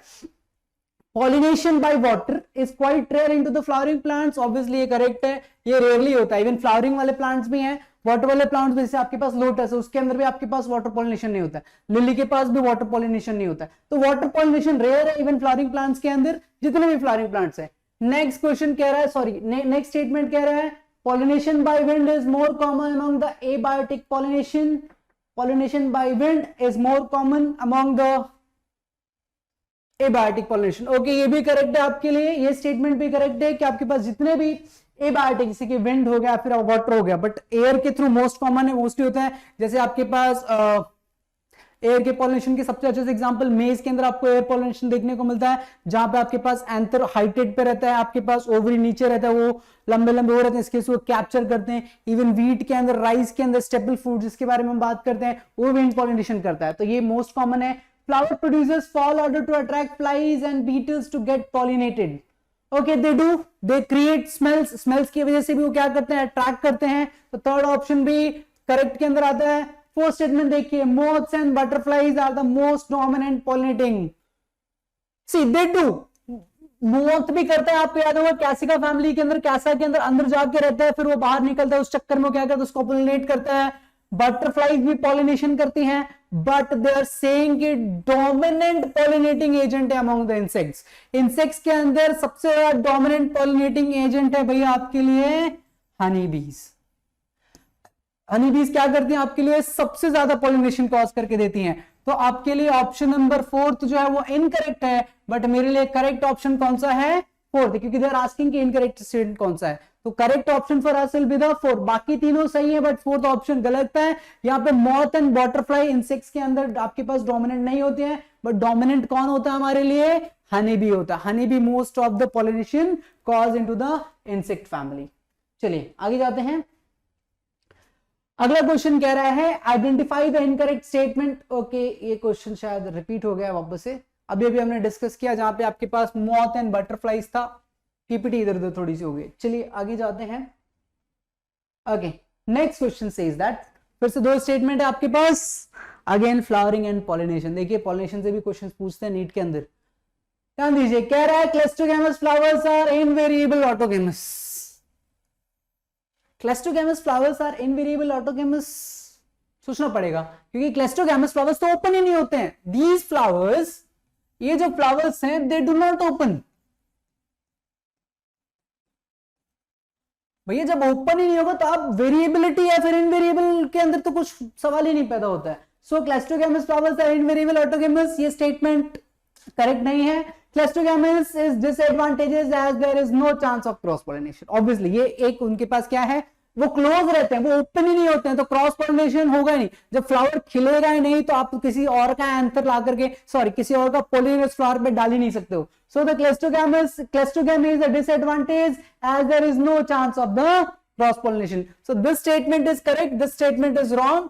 सो हमारे लिए statement 1 is incorrect but statement 2 is correct option number 4 is correct for us over here. यहां से अगले सवाल के ऊपर जाते हैं। नेक्स्ट क्वेश्चन देखिए क्या कह रहा है। Hydrocolloids carrageenan again came from your biological classification only. NEET 2022 का क्वेश्चन है। Hydrocolloids carrageenans are obtained from, ये मिलेंगे कहां से? Chlorophyceae, Phaeophyceae and Rhodophyceae. देखिए ये आपको मिलता रोडोफेसिए से ही है। कहां से मिलेगा आपको? क्योंकि आपके पास केराजिन है, कैराग्रीन है, तो कैराग्रीन आपके पास बेसिकली ये रेड इन कलर आता है, रेड कलर का आपको दिखाएगा। बट ये हाइड्रोकोलाइड्स है। हाइड्रोकोलाइड्स क्या करते हैं? वाटर को रिटेन करते हैं। बेसिकली इनके पास वाटर रिटेंशन कैपेसिटी होती है, वाटर रिटेंशन कैपेसिटी इनके पास ज्यादा होती है। पियोफेसिए आपको प्रोड्यूस करके देगा नहीं, तो पियोफेसिए एंड रोडोफेसिए वाला ऑप्शन भी रॉन्ग हो गया। क्लोरोफेसिए एंड पियोफेसिए करेंगे नहीं, ये ग्रीन कलर के होते हैं, तो option 3 is correct over here. Rhodophyceae only. Hydrocolloids के पास क्या होते हैं? Basically water retention capacity and colour भी थोड़ा सा इनका रेडिश के ऊपर आता है, that is why your Rhodophyceae does that. अगला क्वेश्चन देखते हैं। Okay, so next question glycolysis का एक और क्वेश्चन। सो ग्लाइकोलाइसिस ठीक से पढ़िएगा। What is the net gain of ATP when each molecule of glucose is converted to the 2 molecule of pyruvic acid? जब आप उसको पायरुवेट, जब आपको पता है ग्लाइकोलाइसिस के अंदर आप शुरू किसे करते हो? ग्लूकोज से, एंड में क्या आता है आपके लिए? पायरुविक एसिड, है ना। अब इस पूरे प्रोसेस के अंदर आपको पता है बीच में ये जो है 6 कार्बन से आप निकलते हो, 6 कार्बन से आते आते पायरुविक एसिड 3 कार्बन का आपके पास कंपाउंड हो जाता है। बीच में आपके पास ग्लिसरॉल्डिहाइड 3 फॉस्फेट से 3 कार्बन के कंपाउंड्स 2 मिलते हैं, 2 into 3 हो जाता है 3 कार्बन। सो ये कह रहा है कि what is the net gain of ATP, आपको टोटल अमाउंट ऑफ एटीपी कितना मिलेगा of the glucose is converted to the 2 molecule of pyruvic acid. मतलब आप ग्लूकोज से शुरू करो, वहां से आप पायरुविक एसिड पे पहुंचो, और यहां पे पहुंचते पहुंचते आपको टोटल अमाउंट ऑफ एटीपी कितना मिलेगा। क्वेश्चन ये है कि how many ATPs you are going to get, net कितना मिलने वाला है। अभी नेट की बात करें तो आपको पता है ये 2 फेजेस में चल रहा है, ये पहला वाला फेज था और ये दूसरा वाला फेज। पहले वाले फेज को आप प्रिपरेटिव फेज बुलाते हो, इसको आप बुलाते हो give up phase. Preparatory and give up phase 2 phases होते हैं सर। प्रिपरेटरी फेज के अंदर आप 2 एटीपीज को इन्वेस्ट करते हो, your 2 ATPs are getting invested over here, और गिव अप फेज में आपको 4 एटीपी मिलता है, 4 ATP you will be getting in your give up phase. But they are asking कि नेट एटीपी कितना मिल रहा है, तो नेट एटीपी अगर देखोगे तो आपके पास 4 - 2 you will be getting 2 ATPs over here. So the correct option over here is 2, not the 4। 4 मिलते हैं बट दे आर आस्किंग कि नेट कितना है। सी स्टेटमेंट ध्यान देना हर बार, ये सिर्फ एटीपी पूछ रहा है या फिर नेट पूछ रहा है, तो नेट गेन ऑफ एटीपी कितना है? 2 है। बट अगर सिर्फ एटीपी होता तो कितना होता? 4 होता। तो स्टेटमेंट ध्यान देना, ये पूछ क्या रहे हैं। Next question. Okay, they are saying again, आपके पास सेल साइकिल का क्वेश्चन उठा के लाए हैं। The appearance of recombinant nodules, appearance of recombination nodules on homologous chromosome during meiosis characterize this. क्या आपको बताया गया इसमें से? साइड कॉम्प्लेक्स बनाएगा, bivalent site at which the crossing over occurs, या फिर टर्मिनलाइजेशन। सर वो आपको याद है प्रोफेज 1 के अंदर आपके पास अलग अलग फेजेस होते हैं, जहां से आपके पास लेप्टोटीन आता है, फिर आपके पास जाइगोटीन आता है, फिर आपके पास पैकेटीन आता है, फिर आपके पास डिप्लोटीन आता है, फिर आपके पास डाइकिनेसिस आता है। ये 5 फेजेस आते हैं आपके पास। अब इन 5 फेजेस में से ये कहां पे आपके पास नोड्यूल्स मिलता है रिकॉम्बिनेंट का? सर देखिए, लेप्टोटीन में आपके पास कंडेंसेशन होता है, जाइगोटीन में साइनेप्टोलेमल कॉम्प्लेक्स बनेगा, साइनेप्टोलेमल कॉम्प्लेक्स में आपको नोड्यूल्स का फॉर्मेशन होता नहीं है, ठीक है। पैकेटीन के अंदर जो है, और वहीं पे आपके पास बाइवेलेंट भी रहता है, बट पैकेटीन के अंदर बेसिकली क्या होता है, ये जो पैकेटीन होता है ना, यहाँ पे site at which crossing over take place, और ये वो साइट है जहां पे आपके पास से 2 क्रोमोसोम्स क्या करते हैं, एक दूसरे के साथ में क्रॉस होते हैं, और ये आपके पास क्या है, आपका होमोलोगस नोड्यूल है। दिस इज द नोड्यूल जो आपके लिए शो होता है। तो ये नोडुलेशन का शो कहां होता है आपके लिए? Site at which the crossing over take place, वहीं पे आपके पास रिकॉम्बिनेशन नोड्यूल्स का फॉर्मेशन देखने के लिए मिलता है। टर्मिनेशन में तो आपको पता है कि दोनों के दोनों क्रोमोसोम्स क्या होंगे, एक्सचेंज कर लेंगे अपने होमोलॉगी के थ्रू, और एक्सचेंज होने के बाद अलग हो जाएंगे, और वो कहां होता है आपके लिए डाइकिनेसिस में देखने को मिलता है टर्मिनलाइजेशन। ठीक है, तो एक बार इसको ध्यान रखिएगा। नेक्स्ट क्वेश्चन देखिए क्या कह रहा है, बड़ा ही मजेदार क्वेश्चन है। This is again coming from your Calvin cycle. क्या कह रहा है, केल्विन साइकिल नहीं सॉरी, हाँ C4 पाथवे से आ रहा है, हैजेंस-लाइक पाथवे से।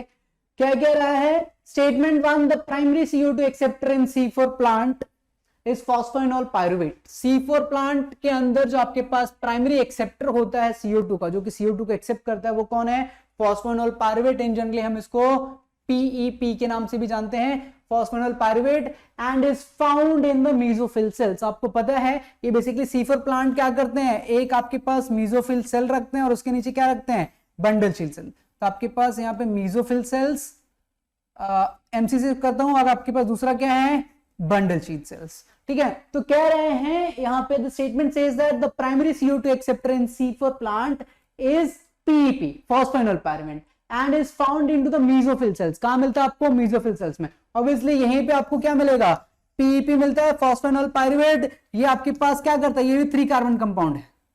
ओके, ये क्या कर रहा है आपके लिए, CO2 के साथ में कंबाइन होकर आपको क्या देगा, ऑक्सैलो एसिटिक एसिड, और ये बनाता है मैलेट, अगर आपको ध्यान होगा तो। और ये मैलेट जो है एक C4 कंपाउंड होता है। This C4 compound is transfer to your bundle sheath cells. कहां ट्रांसफर करते हो, मतलब ये वाले सेल्स के अंदर आप इसको ट्रांसपोर्ट करके लेते, फिर एक आपके पास कार्बन निकलता है और वो घुस जाता है वापस से केल्विन साइकिल के अंदर। ओके, तो पहला स्टेटमेंट करेक्ट है, प्राइमरी एक्सेप्टर कौन है आपके लिए, CO2 का, फॉस्फोइनोल पायरुवेट। दूसरा स्टेटमेंट कह रहा है mesophyll cells of the C4 plant lack RuBisCO enzyme. C4 plant के अंदर आपके पास जो मेसोफिल सेल्स है उसके पास कौन नहीं है भैया, रुबिस्को नहीं है।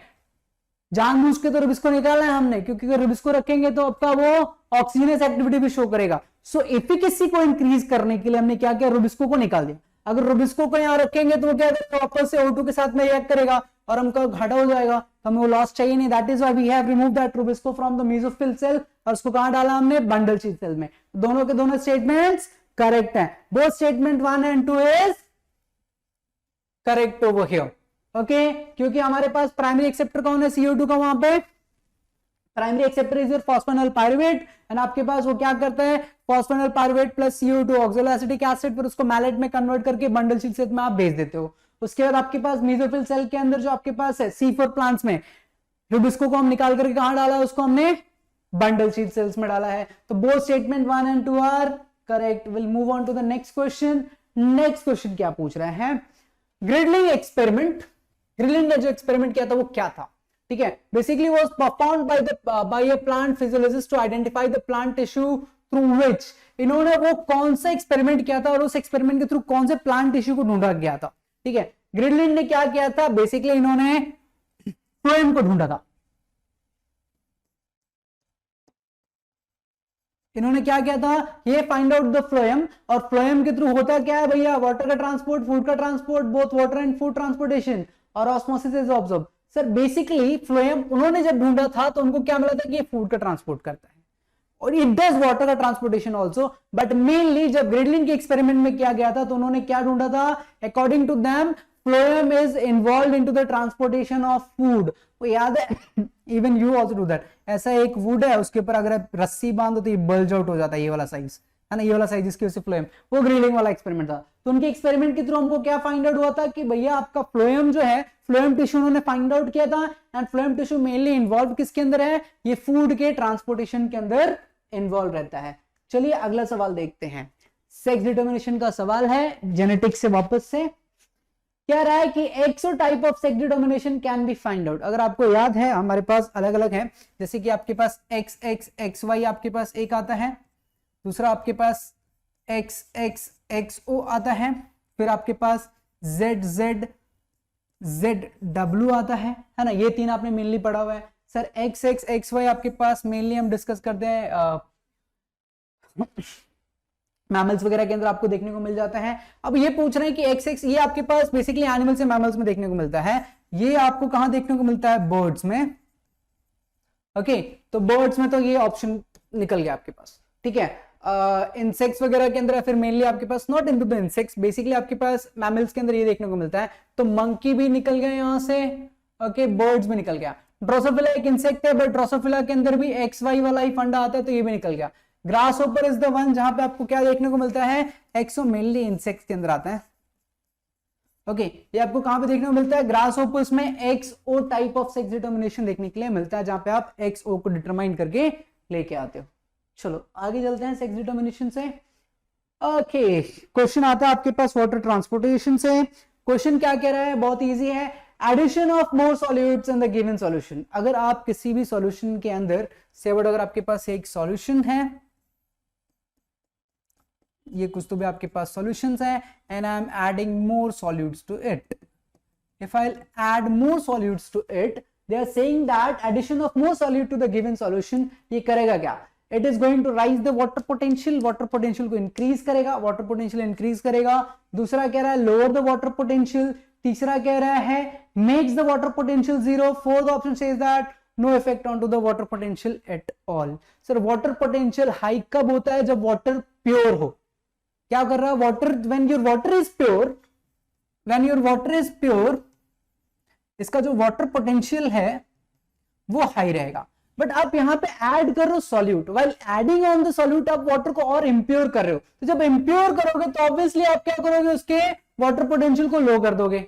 ओके क्योंकि जब वो प्योर है तो उसका वाटर पोटेंशियल हाई है, जब आपने उसके अंदर और ज्यादा सॉल्यूट्स ऐड किया, आप उसको इंप्योर करो तो उसके वाटर पोटेंशियल को लो कर दोगे। जीरो कभी भी नहीं होता water potential, and no effect obviously it is going to effect. आपका थर्ड ऑप्शन फोर्थ ऑप्शन भी रूल आउट हो गया। So the second option is correct over here. If you add more solutes to the water, what it is going to do, it is going to lower its water potential. Water के potential को क्या कर देगा, वो और ज्यादा lower कर देगा। अगले क्वेश्चन की तरफ पढ़ते हैं। नेक्स्ट क्वेश्चन देखिए, जेनेटिक्स से वापस आपके सामने है।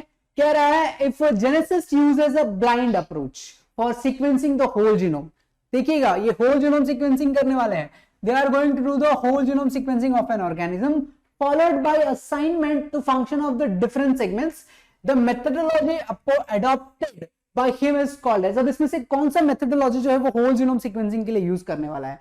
सबसे पहला कह रहा है कि सीक्वेंस एंड एनोटेशन, सीक्वेंस को अनोट करता जाएगा क्योंकि मुझे होल जीनोम को सीक्वेंस करना है। दूसरा कह रहा है कि जीन का मैपिंग, जीन मैपिंग दूसरा ऑप्शन कह रहा है। तीसरा है एक्सपर्ट सीक्वेंस टैग, आपके पास क्या करोगे, सीक्वेंस टैग जो एक्सप्रेस वाले होते हैं उसको यूज करने वाले हो, या फिर बायोइन्फॉर्मेटिक्स यूज करोगे। सर बायोइन्फॉर्मेटिक्स तो बाद में आएगा, ये तो पहले रूल आउट हो गया, क्योंकि पहले आप सीक्वेंसिंग कर रहे हो ना, तो पहले सीक्वेंस तो निकाल के लिया, बाद में इन्फॉर्मेटिक्स को यूज कीजिए, तो वो ऑप्शन पहले रूल आउट हो जाएगा। दूसरा ऑप्शन कह रहा है एक्सपर्ट सीक्वेंस टैग। सर ये आप एक्सप्रेशन के लिए यूज करते हो, तो एक्सप्रेशन हम चेक नहीं कर रहे हैं, हम क्या कर रहे हैं, होल जीनोम सीक्वेंसिंग कर रहे हैं। और होल जीनोम सीक्वेंसिंग पहले होगा तब तो आप जीन की मैपिंग करोगे ना। जब तक आपको सीक्वेंस नहीं पता होगा आप जीन की मैपिंग कैसे करोगे, कौन सा जीन कहां है। तो आपको सबसे पहले क्या करना पड़ेगा, सीक्वेंस का एनोटेशन करना पड़ेगा। जीन मैपिंग भी रूल आउट हो जाता है। Gene mapping will be done once you have done the whole sequencing. Sequence पता चलेगा, उसके बाद जीन को फाइंड आउट करोगे ना, तो जीन मैपिंग भी रूल आउट हो जाता है। सो दैट साइंटिस्ट और that geneticist is going to use the sequence annotation. एक एक सीक्वेंस को एनोट करेगा और उसके बाद उसको कंपाइल करके पूरा का पूरा जीनोम जो है क्या कर लेगा, वो सीक्वेंस कर लेगा। अगले क्वेश्चन की तरफ बढ़ते हैं। Questions again from the genetics. Genetics जरा ध्यान से पढ़िएगा। So which of the following occurs due to the presence of autosome linked dominant trait. Autosomal linked dominant trait पूछ रहा है कि इसमें से कौन सा है। अगर आप ये चारों के चारों ऑप्शंस देखोगे, सिकल सेल एनीमिया हो गया, माइटोनिक डिस्ट्रॉफी होगा, हेमोफीलिया होगा, थैलेसीमिया, ये चारों के चारों ऑप्शंस क्या हैं भैया, ऑटोसोम से ही आते हैं। आपको पता है ना, we have 23 pairs of chromosomes, इसमें से 22 पेयर्स जो है क्या है, ऑटोसोम्स हैं, और 1 पेयर क्या है मेरे लिए, सेक्स क्रोमोसोम्स है। तो उसको छोड़िए, अब ये चारों के चारों ऑटोसोम से ही आते हैं। बट क्वेश्चन ये पूछ रहा है कि सर आपके पास डोमिनेंट कौन सा होने वाला है। सिकल सेल एनीमिया पड़ा है सर, ये क्या है, रेसेसिव है, क्योंकि यहाँ पे आपको भी पता है सिकल सेल एनीमिया के अंदर एक कैरियर और एक डोमिनेंट वाला फैक्टर आता है। हीमोफीलिया अगेन यहाँ पे भी रेसेसिव है, यहाँ पे फीमेल्स आपके पास क्या हो जाती है, most of the time carrier हो जाती है। थैलेसीमिया इज ऑल्सो रेसेसिव, तो आपके पास myotonic dystrophy is going to be the dominant one. So the option number 2 myotonic dystrophy is your correct option, जो आपके लिए क्या करता है, dominant trait है, autosomal link dominant trait का ऑप्शन आता है। चलिए अगले क्वेश्चन की तरफ जाते हैं। अगेन रीजनिंग एंड असर्शन का एक और क्वेश्चन, आपके पास रीजन असर्शन होगा और रीजन होगा। और आपको पता करना है कि इसमें से कौन सा ऑप्शन जो है करेक्ट है। देखिए असर्शन क्या कह रहा है, Mendel laws of independent assortment does not hold good for the genes that are located closely on the same chromosome. अब ये कह रहे हैं कि सर अगर आपके पास ये एक क्रोमोसोम है और आपके पास ये जीन्स जो हैं से अबाउट ए कर लीजिए और यहीं से अगर मैं बी कर लेता हूं, सो ए और बी ये दोनों क्लोजली एसोसिएटेड हैं। ओके यहां पे कह रहा है अगर ये क्लोजली एसोसिएटेड है तो इसके लिए आपके मेंडल जो लॉ ऑफ इंडिपेंडेंट, ऑब्वियसली अगर ये दोनों क्लोजली एसोसिएटेड हैं तो ये भैया इंडिपेंडेंट असॉर्ट नहीं होंगे, मतलब ए अलग और बी अलग नहीं जाएगा, तो गुड होल्ड नहीं करता है Mendel law of independent assortment, जहां पे आपका लिंकेज और रिकॉम्बिनेशन की बात करते हो। Closely located genes assort independently, अभी भी तो हम बात कर रहे थे कि सर वो नहीं हो रहा, तो ये तो है ही नहीं, ए करेक्ट जाएगा बट बी, सॉरी आपके पास असर्शन करेक्ट है बट रीजन इनकरेक्ट है, so A is correct but reason is not correct. Okay क्योंकि क्लोजली लोकेटेड जीन्स हैं तो वो इंडिपेंडेंटली असॉर्ट नहीं करेंगे, और उसी बारे में मेंडल ने भी नहीं बोला क्योंकि मेंडल को भी उसके बारे में कुछ खबर नहीं मिली थी। चलिए आगे निकलते हैं यहां मेंडल से। अगला क्वेश्चन आपके पास बात कर रहे हैं अगेन आपके पास फ्लावरिंग प्लांट्स की anatomy. Which part of the fruit labeled in the given figure makes make it a false fruit? इसमें से कौन सा पार्ट ऐसा है जो कि इसको एक फॉल्स फ्रूट बना देता है? मेसोकार्प ट्रू फ्रूट का है, आपके पास एंडोकार्प भी ट्रू फ्रूट में मिलता है एंड सीड्स में मिलेगा, बट आपके पास जो सी ऑप्शन है, अगर ये सी वाला ऑप्शन आप देखोगे, this C option is coming from thalamus. ये कहां से आता है आपके पास? थैलेमस। इसका सबसे अच्छा सा एग्जांपल आपके पास सूडो फ्रूट और फॉल्स फ्रूट का आता है Apple. Apple is one of that जो कि आपके पास क्या होता है? फॉल्स फ्रूट होता है, क्योंकि मेसोकार्प, एंडोकार्प एंड सीड ये तीनों तो आपके लिए फ्रूट कंसिस्ट करते ही हैं, बट जो थैलेमस है ये आपके पास एप्पल का जो बाहर लेयर जो which we eat generally into the apple, वो क्या होता है? फॉल्स फ्रूट बना करके देता है उसको। ठीक है, तो थैलेमस आपको पता है इट इज अदर देन, आपको पता है ना, अदर देन जो ओवरी वाला कंसिस्ट है। ठीक है, ओव्यूल आपका डेवलप करता है, सीड के अंदर ओवरी डेवलप करता है, आपको पता है ओव्यूल जो है ओव्यूल डेवलप करता है आपके लिए सीड में, एंड ओवरी डेवलप करता है आपके लिए फ्रूट में। बट इसके अलावा अगर कुछ डेवलप पार्ट हुआ, जैसे आपके पास थैलेमस है, तो वो आपके लिए किसके अंदर होता है? एप्पल के अंदर फ्रूट बना देता है, which we eat. Okay, fruit actually में हम फेंक देते हैं वहां पे। चलिए, सो थैलेमस जो आपके पास क्या करता है? वो फॉल्स फ्रूट बनाता है आपके लिए किसी भी फ्रूट के अंदर, ध्यान रखिएगा। अगला क्वेश्चन बहुत इंपॉर्टेंट क्वेश्चन है, ये आपके लिए बायोकेमिस्ट्री का एक क्वेश्चन है। The chapter calls biochemistry, biomolecules. चलिए, read the following statement on lipids and find out the correct set of statements. आपके पास 5 स्टेटमेंट्स हैं, इन 5 स्टेटमेंट में से कौन सा करेक्ट स्टेटमेंट है वो आपको चूज करना है। पहला क्या कह रहा है? Lecithin found in the plasma membrane is glycolipid. सबसे पहली बात, लेसिथिन प्लाज्मा मेम्ब्रेन में मिलेगा नहीं, लेसिथिन आपको मिलता है नर्व सेल्स में। ये कहां मिलता है? नर्व सेल्स में मिलता है। तो पहला ऑप्शन पहले रॉन्ग, क्योंकि प्लाज्मा मेम्ब्रेन में मिलेगा नहीं, और ऊपर से बोल रहे हैं ग्लाइकोलिपिड्स के अंदर है, तो वो गया। दूसरा आपके पास कह रहा है saturated fatty acids possess one or more C double bond. नहीं, ये सैचुरेटेड नहीं है, ये कौन करता है? Unsaturated. Unsaturated fatty acids are going to have one or more C double bond वाला ऑप्शन रहता है, बट आपके पास ये नहीं है, तो ऑप्शन नंबर बी भी रॉन्ग हो गया। ओके, दूसरा आपके पास क्या कह रहा है?